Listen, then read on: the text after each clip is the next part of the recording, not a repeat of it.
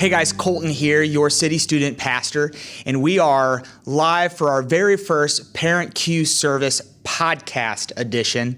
Life is not normal right now, has not been normal for 6 months or so. It has been wild and crazy and just a whole bunch of social distancing and quarantine. And we are very excited to be gathering together again eventually. And we're going to dive into that today and talk about what that will look like and when that will start with our junior high ministry and our high school ministry separated. I want to first let you know, make sure that you're aware that we have people, volunteers, leaders online watching these videos in the live chat, available to answer any questions you might have that I don't address or that I have not addressed yet. So feel free to write a question in or just conversate with some leaders in the live chat wherever you are viewing this video today. If you end up watching this video outside of our live times, feel free to post something as well, and we will get to responding to that question or that response as quickly as we possibly can. So let's dive in. First off, let's talk about what social distancing is going to look like when it comes to our student ministry moving forward in this semester. We are going to require masks, we are going to require temperature checks, and we are going to require that as students walk in, they sanitize their hands. Let me talk about what that looks like. At the door of our student center, your students will be greeted with a volunteer leader who will take a temperature check and mark down their name with their temperature. If they don't come with a mask, following that leader, there will be another leader that provides them with a hand sanitizer and a mask to put on. Masks are non-negotiable. Every leader will be wearing a mask and every student will be wearing a mask. And I imagine this will be the reality for all of this semester at least. Social distancing in general, we have a couple different options on what social distancing looks like during the worship service. What I can let you know is that it will involve a little bit of a different way that we do music in worship. We'll no longer gather in the front and kind of have like that mosh pit moment that we usually do during music and worship, but instead everyone will remain in their chairs, and chairs will also be distanced a lot more than they typically are or they have typically been in the past. Another thing is we kind of want to abide by what our Sunday morning programming is doing when it comes to social distancing. So no high fives, no hugs. We allow the arm bump, but that's probably the extent of social distancing, or like high fives that you can actually do. It'll be the elbow bump. So that is a little bit of what social distancing will look like when it comes to our student center, our student services on Wednesday nights or Sunday nights. Again, masks, temp checks, hand sanitizer as people walk in. Chairs will be at a distance compared to where they have been in the past, and we're pushing people to just social distance in general. So no high fives, no hugs, and when you're talking to one another, obviously they'll be wearing a mask. So life is a little different. Obviously, this is some of what the school districts will be having to abide by. This is kind of what we've been abiding by when it comes to going places in town and stuff like that for the past several months. Another thing that we know is going to be a reality for some people is that even with these guidelines that we are putting in place for our students and for our leaders, there are going to be students that because they can't catch this virus, or because they live with someone or are constantly around someone that can't catch this virus, that they just won't be able to attend with us. And so we have some solutions for that as well. I want you to know that we plan on streaming our services, at least on Instagram Live moving forward for this semester. And if not just Instagram Live, we will also be streaming to our Facebook pages and our YouTube channel.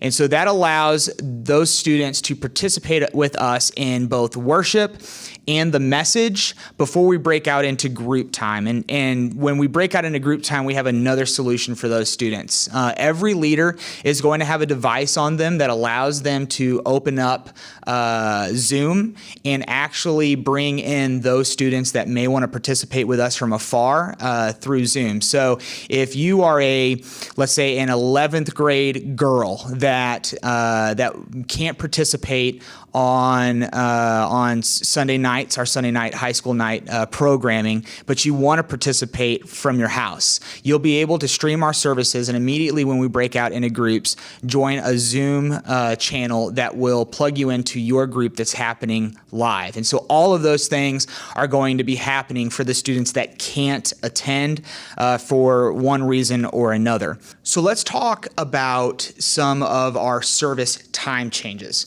On a typical Wednesday night, which is junior high night, or Sunday night, which is high school night, we would have historically opened our doors at 5:45 for hangout time. And hangout time would run from 5:45 to 6:30, and then 6:30 to 7:45 would be our service time. Those times are changing. Instead of opening doors at 5:45, for hangout time, we will open our doors for 6 o'clock. And our hangout time will run from 6 o'clock to 6:45, and then our worship service will run 6:45 to 7:45.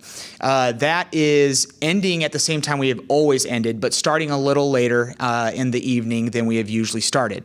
Let's talk about when our semester start date is actually going to be, because I'm sure you all have been anxiously awaiting what changes we might have made after the school semester pushed themselves back a couple weeks. So with the schedule that we had ourselves starting this coming Wednesday for junior high night and this next Sunday for our high school night. And we're no longer going to do that.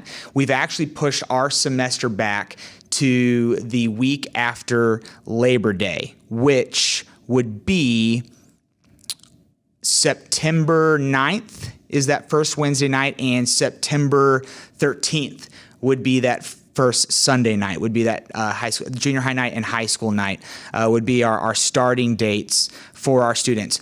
And we have an A option and a B option that all kind of depends on how things play out over the next several weeks. Our A option is for both junior high night and our high school night to be in the Student Worship Center, with hangout time being a thing.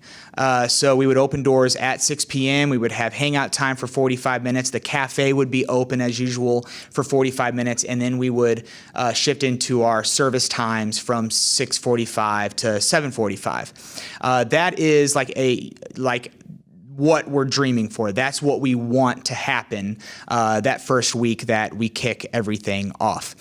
What could happen is Plan B, and let me tell you what Plan B looks like. Plan B looks like hangout time in the cafe not being available until everything starts to open up a little bit, until we get a little more comfortable with what the world is doing, which means service doors would open actually at around 6:40 for us to just do our worship service from 6:45 to 7:45. That's a little bit of a shorter time frame. It means that you may, as a parent, have an opportunity to just go grab something to eat and come back and pick up your students, but we will continue to have service at that point. But what Plan B also changes is not just the aspect of hangout time and in the cafe being open, but it also pushes us to sort of change where the location of our services will be. Junior high night will still be, and Plan B will be in the Student Worship Center. But high school night, there's going to be a slight change because there are more grades and there are more leaders that are in our high school ministry. We will actually meet, if we resort to Plan B, in the Adult Worship Center. So that is where you would pick up, or that's where you would drop off your students, and you would actually pick them up at the student building where they would kind of be in their group time at the end of service. So you would drop them off at the Adult Worship Center, and you would pick them up in the Student Center. So that's plan B. We're hoping for plan A, utopian world where we can all gather together with some social distancing protocols, but still do hangout time, still do the cafe, still meet in our usual space. But there is a chance that at this moment, when we meet following Labor Day weekend, that junior high ministry will still meet in the Student Center from only 6:45 to 7:45, no hangout time, no cafe, and the high school ministry will meet in the Adult Worship Center from 6:45 to 7:45, no hangout time and no cafe. So those are sort of the two realistic, hopefully realistic expectations or options that we can have at that point. Let's talk about next our semester schedule overview. We will run First Friday starting in October if everything goes as planned. And we are planning on having a Night of Manliness and a Girls' Night Out. Night of Manliness would land on 10/23 through 10/24, and Girls' Night Out would land on 12/11 and 12/12. If you want to know a little more information about what those two events are, go ahead and write in the live chat, and someone will answer that question for you. And there is still always a chance that this schedule, because things seem to be changing like every 12 hours, this schedule could change, or some of these events that we have planned on doing, we would have to cancel. If you want information on the full breakdown of the semester schedule, make sure that you go to crosswaychurch.com/students, and the entire schedule will be there, or visit our parent page, the city Parent Q Facebook page, and there will be a document on there that lays out the entire schedule as of right now. Again, keep in mind, everything's constantly changing. You know this from your personal life, you know this from school life, and we know this from a ministry aspect.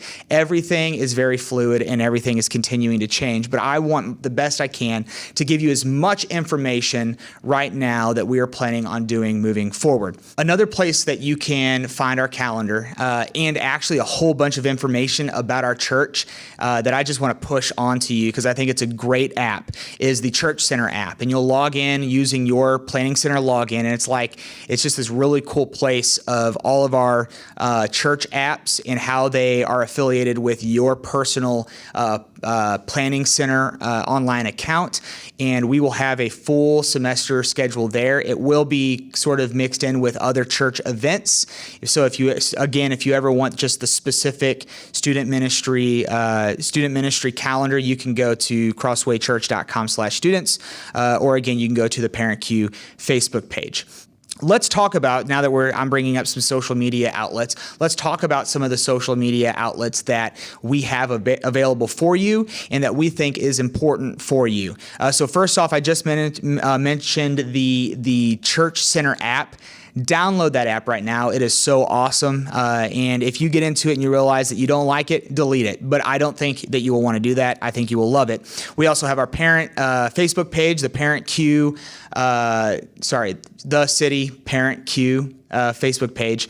And then we also have another app that I've always encouraged our parents, our junior high through high school parents, to download, and that is the Parent Q app. What that does from a parent perspective is it allows you to keep updated with what we're talking about on our Wednesday night programming and our high school programming, and it also prompts you in different areas throughout the week on how to apply the message that we're speaking to your students into the lives of your students in the home.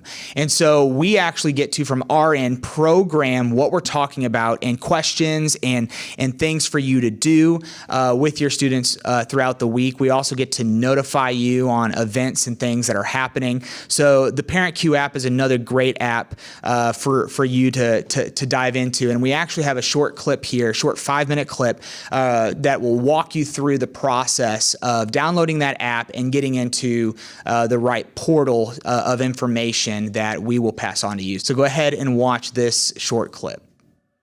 Hey there, and welcome to A Parent's Guide to the Parent Q app. And if you haven't downloaded the Parent Q app, make sure that you head over to the Google Play Store or the App Store for iOS. That way you can download your free app.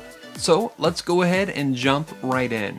On the first screen you'll see when you open the app, accept whether you would like for Parent Q to send you notifications. If you say yes, you can find out about updates to the app as well as get encouragement once a week. Next, you'll click Sign Up, create an account, enter your name, email address, password, and then click Register. Check your email to validate your account, and if you don't see it, make sure you check your spam or junk folder account, because sometimes emails end up there. In the email, click Confirm Email, and then you'll see a screen that says Email Verified. Once you click Continue, you then have the option to sync with your church. This allows you to get specific content from your church. To move forward, click Find My Church. Or if you prefer not to sync with the church, you can simply select Do Not Show This Again or Skip in the upper right corner. If you change your mind later, you can always go back in your settings and sync with the church. If you allow ParentQ to access your location, it'll allow the app to pull up churches in your area to make your search easier. Or you can enter your church name and location and select your church. If you have children or grandchildren who attend different churches, we'll give you the option to select those different churches when you enter your kids in the app. Once you selected your church, if your church customizes content, you'll see a screen that reads, "Great news! Your church participates in the ParentQ app and can customize its content and notifications to match what your child is learning each week." And if your church doesn't customize content, you can still proceed. You'll just see another message that says, "Good news, your church uses similar lessons to those found in ParentQ, but content may be modified or presented on a different schedule. We recommend contacting your church and asking them to customize this app to better match what your kids are learning." And if you can't find your church or decide not to select one, you can still use the app. Once you see this screen, simply press Continue.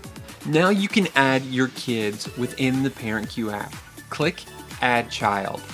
Enter your child's name, birthday, grade, church. Remember, you do have the option of selecting a different church for different children. Now, you may be asking, why all the personal info? Well, your child's age and grade helps us provide age-specific content as well as information to help you understand the developmental phase your child is in. Now, you'll notice a few things on screen. In the top right corner is a bell. This is where your in-app notifications reside. If your church customizes content, you'll receive a specific message from your church specifically for the age of your child. In the top left corner, you'll see 3 lines. Select this and you'll open up a menu of options including a place to edit your kids' information, a link to the ParentQ blog, a link to the ParentQ store, a link to the ParentQ podcast, a way to tell other friends about the app, and your settings for your app. When you select settings, this is where you can change your information if you're having any issues with the app. You can contact us in this section as well. So now that you're finally set up, what will you see every week? Well, at the top you'll see the number of weeks until your child moves on. Graduation happens at a different time for everyone, but at the end of summer, after graduation, every child moves on to their next, phase. Whether it's going to school, joining the armed forces, starting a new job, or another adventure. Whether your child leaves home or not, they are moving on to their next phase, and this number reflects that. So why do we show it? Because when you know how much time you have left, you tend to do more with the time that you have now. You'll also find content that your church has provided, including memory verses, Bible stories, discussion starters, and cues or prompts to help you make the most of everyday moments. Finally, at the bottom of the screen, you'll see content from the Phase Project in the section called It's Just a Phase. This is specific to the age of your child and gives you, as a parent, insight into your child's development stage. If you have more than one child entered into the app, simply swipe to the right to view the next child. So that's the ParentQ app. We hope you'll be using this app to make the most of your everyday moments with your child. Whether you're sitting in the carpool line, waiting at practice, or sitting on the couch, our desire is to equip you with tools to have a conversation about faith with your child. If you're looking for more great resources to encourage, inspire, and equip you as the parent, you can visit theparentq.org for more. Okay, so I have shared with you our semester plan. I know it sounds crazy. I know there's a lot of fluidness to it and a lot of change that could happen. You've heard option A, you've heard option B, you've heard all of our social distancing plans. You've probably been communicating with some of our leaders in the live chat, asking questions. Please, if there's anything you feel like we have missed when it comes to helping you or helping your students in the live context that we are trying to move ourselves into after this crazy 6 months, please feel free to ask that question in the live chat. There's one more thing that I want to leave you with that I think is really important for you to pass on to your students, and that is our different social media platforms for your students. We have a student ministry page on Facebook, The City Student Ministry, and then we also have our Instagram page, and that is _city_cc. That is an important one for your students to be part of, primarily because that is the first place we are working on making sure we stream our services to your students on a weekly basis. Keep in mind, we're no longer meeting together, both junior high and high school. We have junior high night on Wednesday nights now. We have high school night on Sunday nights now, both happening on the same time of those specific days, 6 o'clock through 7:45. We have that option A, that option B. Just keep in touch with us on our Parent Q Facebook page and any other outlets that we use to push information on as we approach those dates and have to make a decision on either our A option or our B option. I hope this has been a good amount of information for you, have given you a little bit of clarity on what the semester might look like for your students when it comes to the City Student Ministry. We miss you, we miss your students, and we're so excited to finally be meeting again. I love you guys.